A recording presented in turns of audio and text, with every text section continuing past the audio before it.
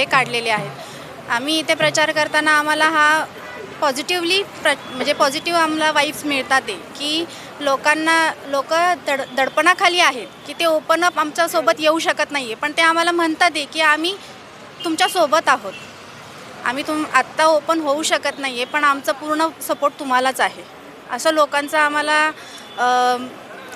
म्हणजे लोकांचा प्रतिसाद मिळत आहे आम्हाला असा।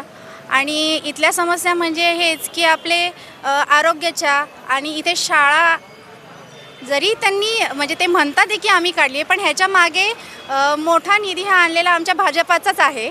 त्याच्यामुळं त्यांनी असं म्हणू नये, जे काय आहे ते पूर्ण सत्तेचंच आहे।